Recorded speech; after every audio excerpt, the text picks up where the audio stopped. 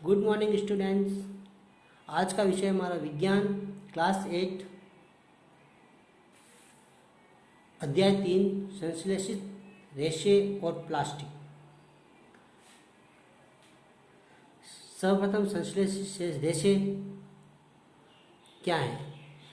संश्लेषित रेशे प्राकृतिक रेशों की भांति बहुत बड़ी इकाई से निर्मित होते हैं जो बहुलक कहलाते हैं। बहुलक क्या चीज़ है? बहुलक इसे एक प्रकार एक मोतियों की माला होती है ना। तो उसी प्रकार अलग अलग रेशे से मोतियों की माला, जैसे मोती होते हैं माला में जुड़े हुए, उसी प्रकार अलग अलग रेशे से जुड़कर क्या बनता है? संश्लेषित रेशे बनते हैं। ये बहुलक है, मतलब कि एक से अनेक मोती जिसमें माला में होते हैं उसी पर अनेक रेशों से मिलकर ये बनता है। बहुलक अनेक छोटी इकाइयों से निर्मित होते हैं। क्या होते हैं? बहुलक अनेक छोटी इकाई, जैसे मोती की माला के जो मोती होते हैं एक एक, उनसे एक माला बनती है, उसी प्रकार एक बहुलक अनेक इकाइयों से निर्मित होते हैं। ठीक है। संश्लेषित रेशे पेट्रो रसायनों के रासायनिक प्रक्रम से प्राप्त होते हैं। संश्लेषित रेशे किससे प्राप्त होते हैं? तो पेट्रो रसायनों के रासायनिक प्रक्रम से, रासायनिक जो प्रक्रिया किए जाते हैं उससे प्राप्त होते हैं। संश्लेषित रेशे के वृत्त निर्माण हेतु उपयोग में लिए गए रसायनों के प्रकार के आधार पर उन्हें वृत्त निर्माण, संश्लेषित रेशों के क्या वृत्त निर्माण, बड़े स्तर पर जो निर्माण के रूप में काम लिए जाते हैं, उसे रसायनों के प्रकार के आधार, किसके प्रकार के आधार? रसायन के प्रकार के आधार पर, रसायन के प्रकार के आधार पर इन्हें रेयन, नायलॉन, पॉलिस्टर, एक्रिलिक नाम से जाना जाता है। इनका उपयोग किसका?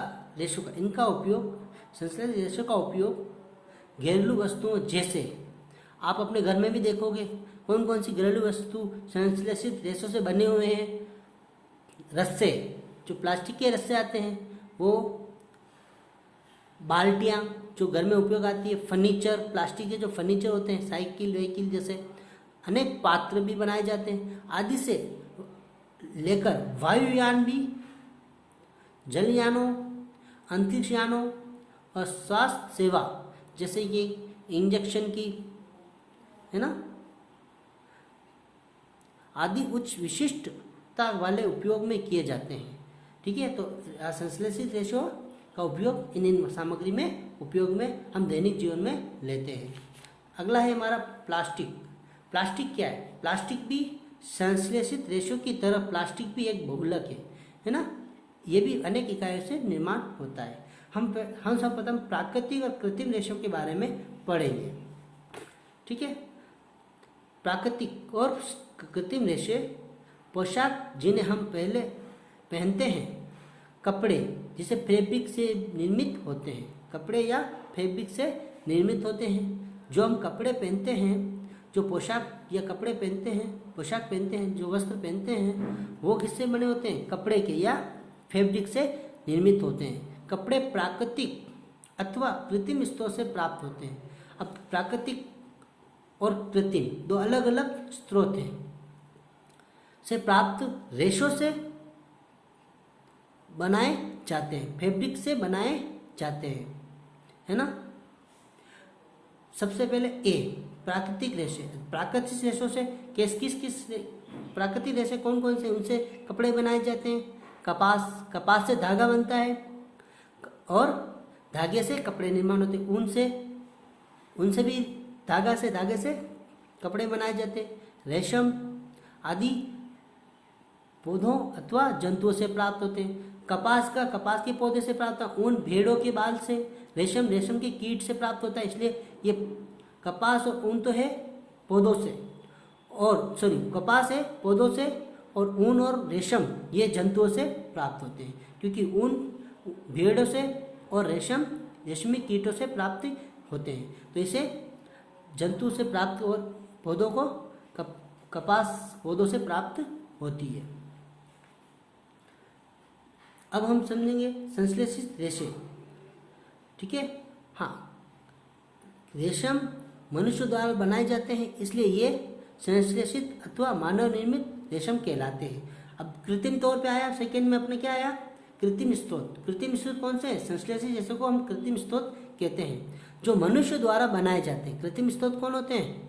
जिसे बनाया जाता है, कृत्रिम मतलब बनाया हुआ, इसलिए इसे संश्लेषित व मानव निर्मित रेशे कहते हैं। तो प्राकृतिक रेशे है ना, और कृत्रिम या संश्लेषित रेशे एक ही बात है, ठीक है। तो हमने प्राकृतिक और कृत्रिम रेशों में जो अंतर है उसको हमने समझा है। अब नेक्स्ट हमारा टॉपिक है संश्लेषित रेशों के प्रकार। संश्लेषित रेशों में के प्रकार में संश्लेषित रेशों के प्रकार में निम्नलिखित हैं: रेयॉन, नायलॉन,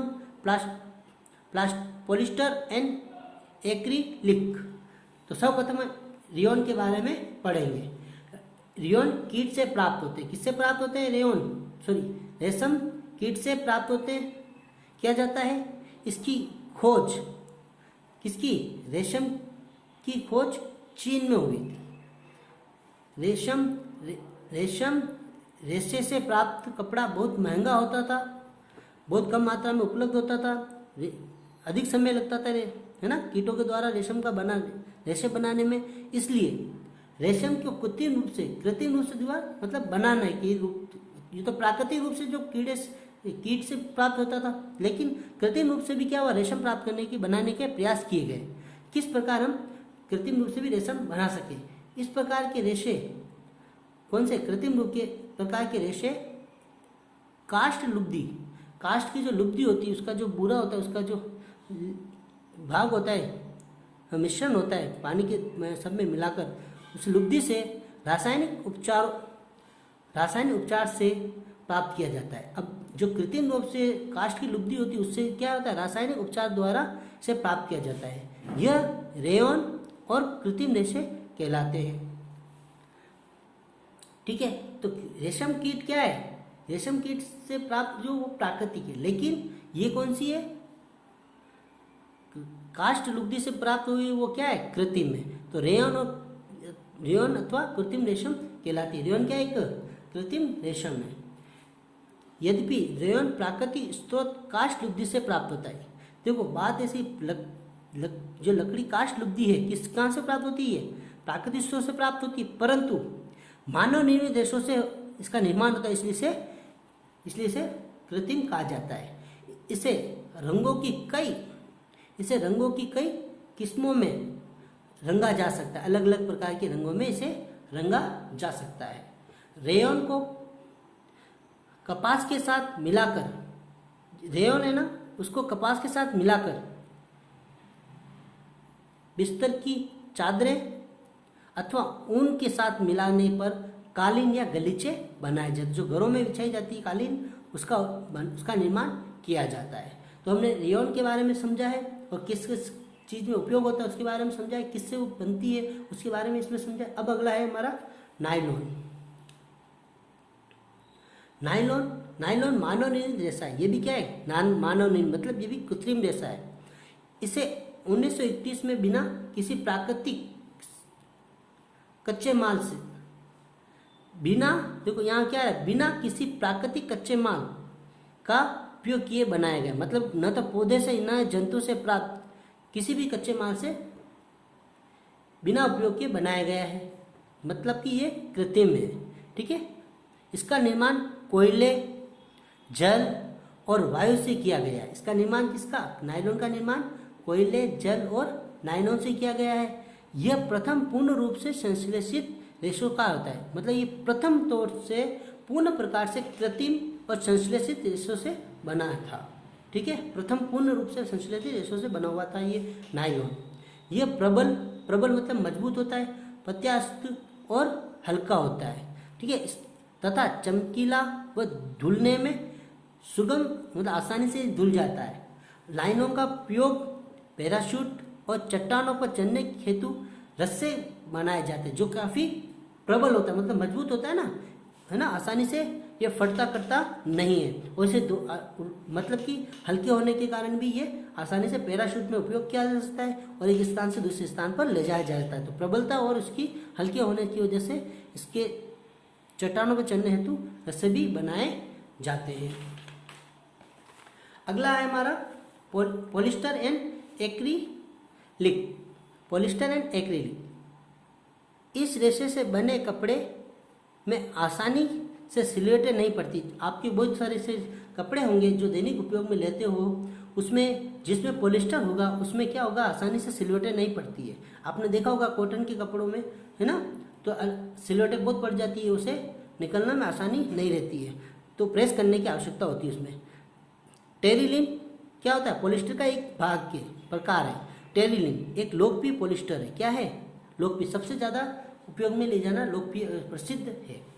इसके अलावा पेट एक प्रकार का ये पेट पॉलीएथिलीन टरथेलेट एक बहुत सुपरिचित प्रकार का पॉलिस्टर है। ये भी एक पॉलिस्टर का प्रकार है। टेरिलिन के बाद पेट नाम का एक पॉलिस्टर है। इसका उपयोग बोतल, बर्तन, जो पानी की बोतल होती है आपने देखा होगा, बर्तन, फिल्म, जो कैमरा होते हैं, कैमरे की जो फिल्म होती है, उन फिल्मों में काम आता, उन फिल्म के नेगेटिव बनाने में काम आता है। तार के रूप में भी काम आता है। अन्य उपयोगी उत्पादों के निर्माण में होता है। किसका, पॉलिस्टर का। हम सदियों से स्वेटर, शॉल या कंबल का उपयोग करते हैं। ये प्राकृतिक ऊन से निर्मित नहीं होते, जो आज, क्योंकि प्राकृतिक रेशे आजकल क्या मिलना दुर्लभ हो गए और महंगे होते हैं, आसानी से नहीं मिल पाते। लेकिन जो आज के स्वेटर और शॉल और कंबल आते हैं सर्दियों में जो उपयोग करते हैं, वो आजकल किसके बने हुए होते हैं, ये पॉलिस्टर के बने होते हैं। ऊन के सदृश दिखाई देते हैं। ये क्या है, पॉलिस्टर के होते हैं, फिर भी कैसे दिखाते हैं, ऊन के बने हुए उसके समान दिखाई देते हैं। ऐसे रेशे को एक्लिन कहलाते हैं। ऐसे रेशे क्या कहलाते हैं, एक्लिन कहलाते हैं। ठीक है। संश्लेषित रेशों का एक हानिकारक गुण है। यह गुण होने पर भी पिघल जाते हैं। अतः हमें संश्लेषित रेशों का एक हानिकारक गुण है। इसका हानिकारक गुण कौन सा है, हानिकारक है। कौन सा गुण है, हानिकारक गुण है। ये गुण कौन सा है, हानिकारक, गर्म होने पर पिघल जाता है। ये क्या होता है, गर्म होने पर क्या हो जाता है, पिघल जाता है। अतः हमें प्रयोगशाला अथवा रसोई घर में कार्य करते समय संश्लेषित वस्त्र नहीं पहनने चाहिए। जो प्रयोगशाला होती है उसमें जलने के चांस रहते हैं। रसोई घर में भी आग होती है, तो आग से जलने के कारण इसका उपयोग नहीं किया जाता है। ठीक है।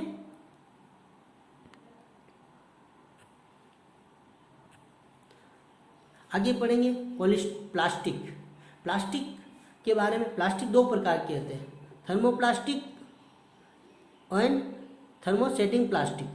थर्मोप्लास्टिक किसे कहते हैं, प्लास्टिक एक बहुलक है। प्लास्टिक क्या है, ये भी एक बहुलक हम पहले जान चुके हैं। तथा इनका पुनर्चक्रण हो सकता है। क्या हो सकता है, इसका पुनर्चक्रण, फिर से इसका नया, इस एक वस्तु का निर्माण के बाद उसे समाप्त होने के बाद दूसरी वस्तु उसको पुनः बनाई जा सकती है। प्लास्टिक जो गर्म करने पर आसानी से विकृत हो जाए, मतलब अपनी आकृति खो जाता है और सरलतापूर्वक मुड़ जाता है, मतलब कि अपनी जो शेप है उस आकृति में दूसरी आकृति में परिवर्तन हो जाता है, उसे थर्मोप्लास्टिक कहते हैं। जैसे हमने देखा होगा प्लास्टिक की बोतल होती है पानी की, उसमें क्या गर्म पानी भरने पर उसकी आकृति क्या हो जाती है, बदल जाती है, विकृत हो जाती है, तो वो थर्मोप्लास्टिक है। ठीक है। पॉलीथीन और पीवीसी थर्मोप्लास्टिक के उदाहरण है, जिनका उपयोग खिलौने, कौन सा, थर्मोप्लास्टिक का खिलौने बनाने, कंघी बनाना और अन्य पात्रों के निर्माण में किया जाता है। तो थर्मोप्लास्टिक का प्रयोग अनेक पात्रों में हम दैनिक जीवन में करते हैं और आप इसका सूची बनाना। ठीक है।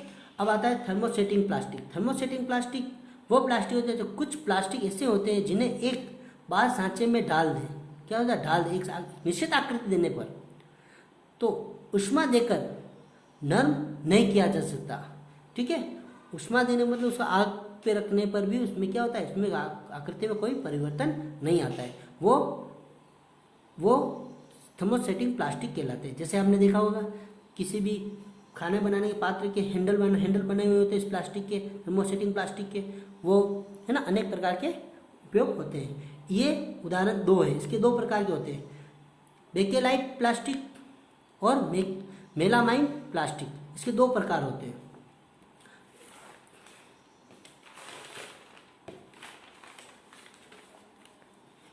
बेकेलाइट प्रकार का प्लास्टिक ऊष्मा और विद्युत का कुचालक होता है। ऊष्मा मतलब उसे गर्म करने पर उस पर कोई असर नहीं होता है, और विद्युत का इसमें प्रवाह नहीं होता है, कुचालक होता है। यह बिजली के स्विच बेकेलाइट का क्या है, बिजली का स्विच बनाने में, विभिन्न बर्तनों के हत्थे बनाने में काम आता है। मेलामाइन प्रकार का प्लास्टिक, मेलामाइन एक बहुउपयोगी पदार्थ है। क्या बहुउपयोगी पदार्थ? यह आग का प्रतिरोधक होता है, मतलब कि यह आग में नहीं जलता, और आग का प्रतिरोधक मतलब आग को रोकता है। अन्य प्लास्टिक की अपेक्षा ऊष्मा को सहन करने की अधिक क्षमता है, मतलब ये इतनी आसानी से गर्म या उस पर कोई प्रभाव नहीं पड़ता है ऊष्मा का, ठीक है। तो यह फर्श की टाइलें, जो फर्श में मकानों में टाइलें बनाई जाती है वो उसमें काम आता है। रसोई के बर्तन बनाए जाते हैं जिसमें नॉन स्टिक प्लास्टिक के बर्तन होते हैं, उसमें खाना बनाने पर भी क्या होता है, बेकेलाइट की क्या विशेषता है, हैंडल ही होते हैं लेकिन बर्तनों के, लेकिन रसोई के बर्तन के हैंडल होते हैं वो बेकेलाइट में। लेकिन मेलामाइन में क्या होता है, रसोई के बर्तन भी प्लास्टिक के होते हैं मेलामाइन की।